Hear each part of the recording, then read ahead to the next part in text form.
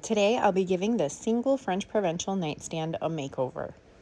It's in pretty rough condition, at least the top is, the body not so much, but I got this for free, so I could not pass it up, and I've realized that selling in my booth, something that people can just carry and take with them, sells way quicker than a larger dresser or hutch.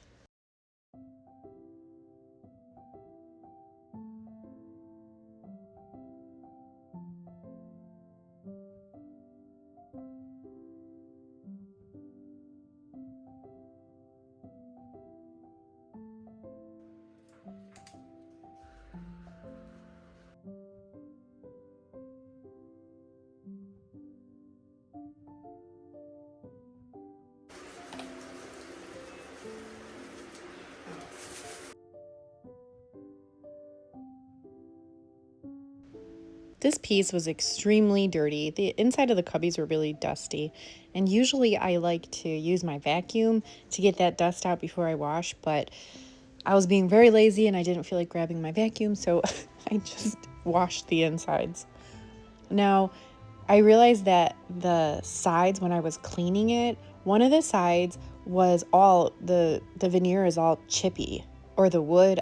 I needed to use my 120 grit to kind of smooth that out because the wood was just in really bad condition. I think this must have been outside someone's house for a little while, or maybe in the garage or something, because it looks like it has been kind of eaten by the elements. So once I finished that and I finished cleaning, I decided to strip the top. So I'm using citrus strip. I just apply it, I leave it on there. I apply a lot and I leave it on there for an hour. I cover it in plastic wrap and I just let it do its thing. Sometimes I have to add 2 coats of citrus strip. I'm always expecting to do that, but fortunately with this one, I only needed 1 coat.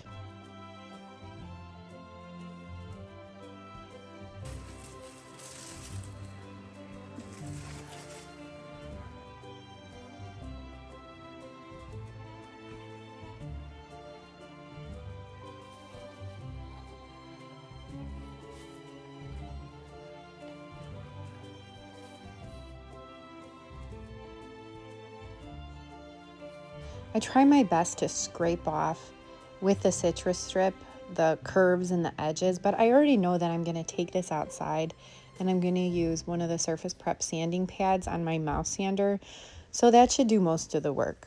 But then I do end up using my carbide scraper to get into a little bit of the curves on that trim. The trim is always the hardest to clean for me. The flat surfaces, it's pretty easy, but all those nicks and crannies can be pretty tricky.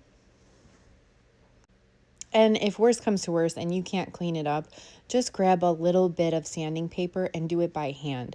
That seems to work the best. It just takes a little bit longer.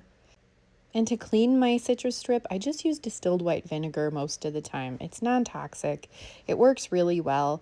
It gets all the goo off, and it doesn't, the biggest one, I mean, it stinks like vinegar, but it doesn't stink like chemicals. So I always kind of opt for this one, especially when I'm indoors. Now, one of the most important parts of this makeover is to seal this piece with a primer. I definitely need a blocking primer, and so I'm using Dixie Belle's Bonding Boss, and this is in the clear color. I don't know why, but I feel like they have clear, they have gray, and they have white. I feel like the clear is way easier to apply, and I'm sure they're all the same, like, ingredients, but I don't know why. I feel like this one self-levels better than the white or gray, and that could just, I seriously just be me. I'm not sure what that's about.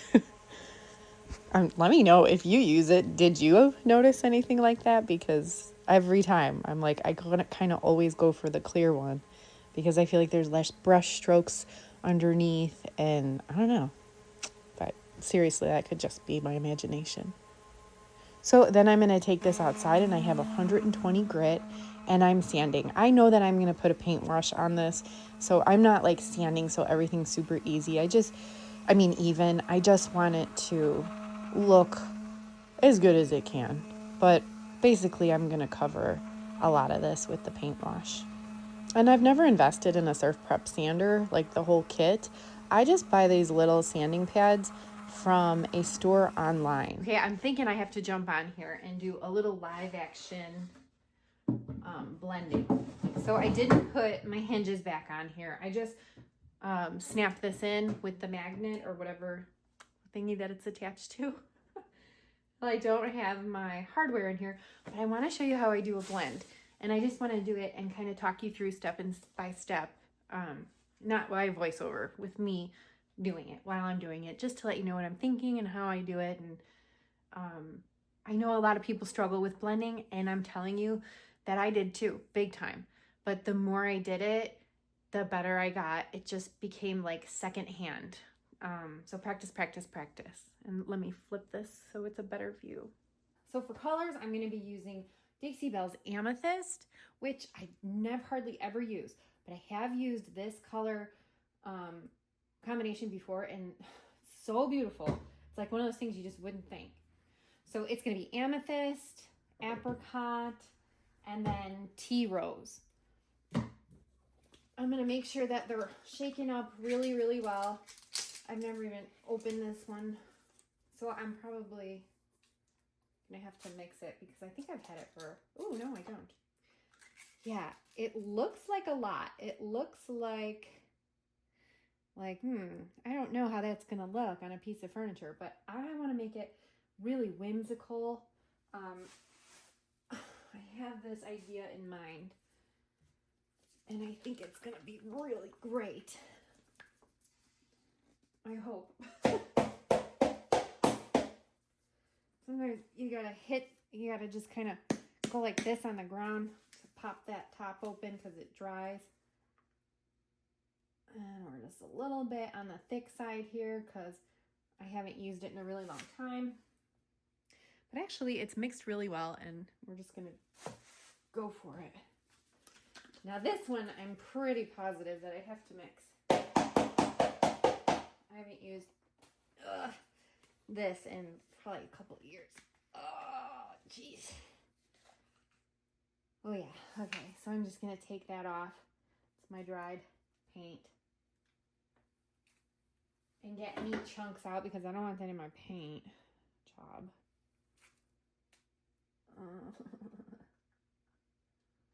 And just give it a quick little mix. All right, ready to go. Our 3 colors are ready to go.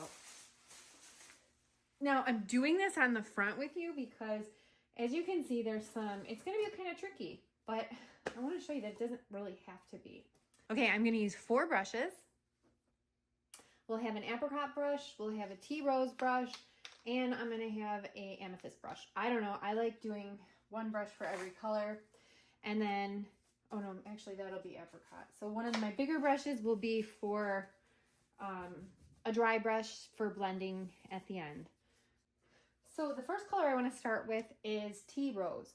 Tea Rose is going to come from down here on the legs all the way up to about, I'm thinking the center, which is here, and then we'll hit apricot. And then apricot into amethyst. But there's going to be kind of a trick because for this amethyst, we're not going to use much of it. It's such a powerful color, but let me just start and I'll show you. Stop talking, Amy. Okay, so I want to paint my legs first. That's about as much water as I use. I want to get my brush wet, and I'm dipping in my tea rose, and we're going. Now, because I have so much plastic down here, I do have to kind of lift it up to get the legs done. So this is going to be pretty solid. The legs will be solid tea rose. So I'm not going to have to worry about blending anything, just applying it.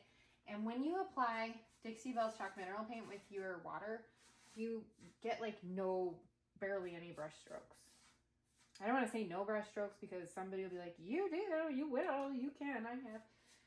But honestly, if you see some of my pieces, it's like you really can't see any brush strokes because it just waters it down and then it self-levels and it's gorgeous. And why do I use that paint so much? That's why. It's such an easy paint with the water. And I mean, it like mixes so well with the water. Some chalk paints, chalk mineral paints, chalk clay-based paint, they don't go great with water. Mineral paints, but this one, it's like spaghetti and meatballs. They were meant to be together.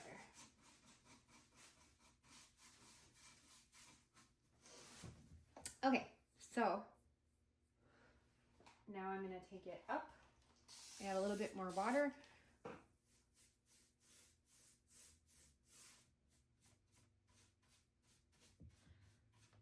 I don't know, this paint just makes it easy to paint. And I know, question, why aren't you taking that out to paint the insides? I will. There's one solid color here, so I will take this out once I have my blend on and it's pretty much dry, and I'll touch up the insides. So, and then this is only the first coat. It's going to need 2 coats for full coverage. And I'm going to take it up even further. I'm going to be careful here. I mean, I'm just going to have to wipe. This is like the screen, the brass or whatever. I'll just wipe it when I'm done. Even maybe with some like Windex or something. Just to get the paint off. But I'm not really worried about that paint sticking, because we are going to use some gilding wax on this part anyway. Okay, so I like this a lot. Now we're going to go with our apricot. That's the in-between color that I want to do. So I'm only taking a tiny bit of apricot, and I'm actually putting it on a smaller brush because I only want to use a little tiny bit. What we're doing with the apricot and the amethyst is going to change it all up.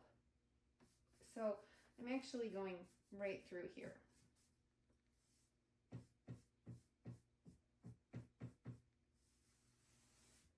Let me get that screen part done. You're not really going to be able to see much of this apricot at some point. So I take my tea rose, and I've missed this part. Okay. And look at that's already, it's going to blend like that. Super good, super good, super easy, super cute. And let's go up. When this apricot is with the amethyst and the tea rose, it does something like electric, and it kind of starts glowing. I don't know why, but it does. I've done this before on a desk, and I ended up painting all over the whole entire thing with green because the desk just wasn't suited for this like bright color combination. But this, just a little piece of furniture as like a little pop of color in somebody's room, I think would be so great. Okay, so now I'm getting that wet because I'm gonna blend with my next color, which is the amethyst. So I'm taking the amethyst and I'm gonna start all the way at this top. Now, you're actually not gonna be able to see a lot of this amethyst. I don't want you to. I don't want this to be the main color. So basically, I'm gonna blend amethyst and apricot and make a different color on most of this. You'll see that I do that a lot. Like it says, oh yeah, she used this color, but I actually end up blending 2 colors to make like a brand new one. Because look, that's just too like, it's too much pop. I mean, for me, for what I'm going for. You know, if you're going for something else, then it's not too much, it's beautiful. But let's now add our amethyst into the mix. And look at that, we're getting, you can kind of see, it's gonna glow. It's gonna turn into like a lavender glow.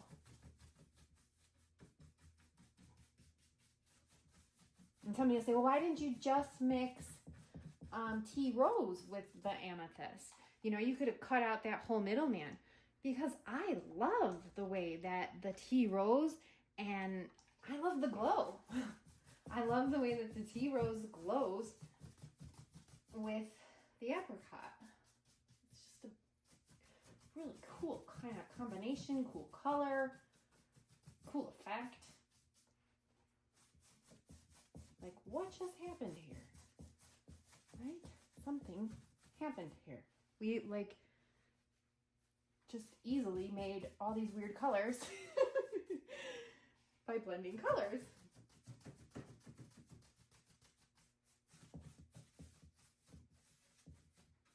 Yeah, I'm thinking more of the glow will be on the sides, and I'm gonna use some amethyst here to cover that. So it's really light, a really light mixture of my apricot with my amethyst, and then, you know, it's getting more amethyst, amethyst, amethyst, but the whole thing is blended with the apricot.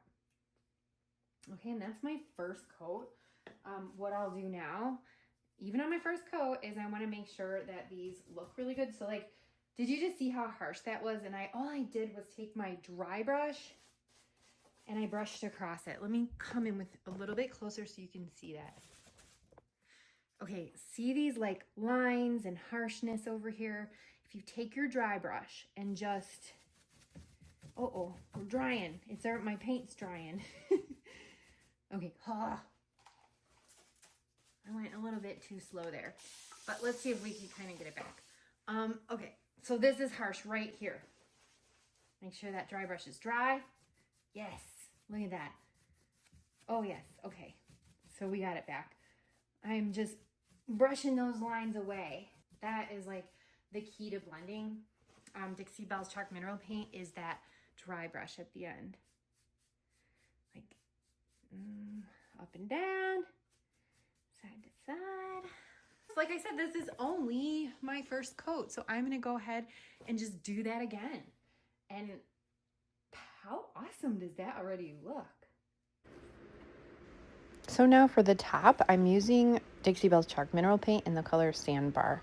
So this is gonna give it a little bit of like a beige tone to it. I just want that wood to look so natural. I want you to be able to see the wood grain through, and I chose the lighter color because when I did this on the desk, I did it with a darker top and it looked really weird. Like it just didn't match to me. So I don't know, I just want to give this a try. So for my paint wash, it's about 50-50 water to the paint ratio. And then I just apply it and I take an old sock and I wipe it away. And I end up doing 3 coats of the paint wash so that I can get that even look. And I ended up going a little bit heavier on the trim because I just thought it looked better. You know, the trim is not the same wood as the top, so it kind of looks off and discolored. So I just thought, well, I'll give it a nice, clean paint look if I just give it like full coverage. So that's what I did. And then for the top, I'm using Dixie Belle's Gator Hide to seal.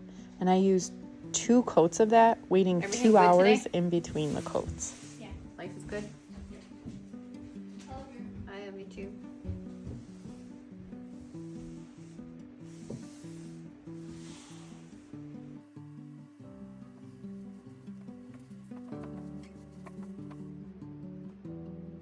And for the body of the piece, I'm using Dixie Belle's Clear Coat in satin.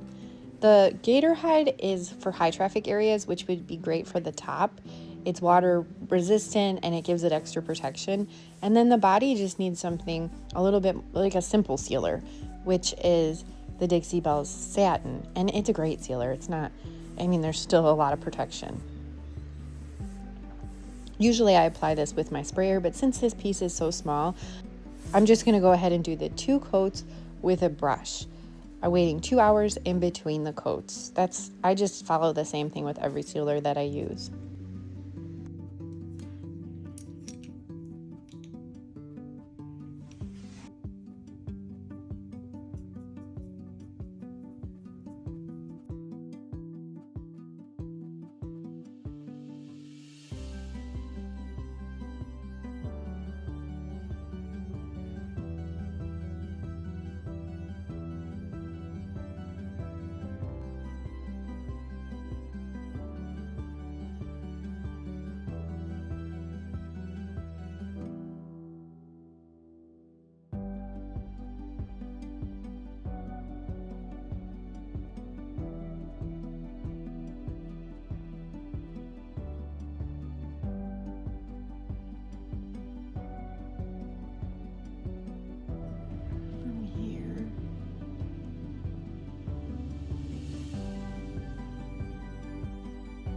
And you remember what we started with? Here it is today.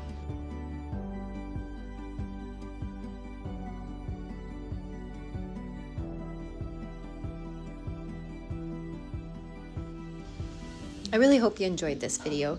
If you did, I'd love it if you hit that like button, let me know, and I will see you next time with another furniture makeover.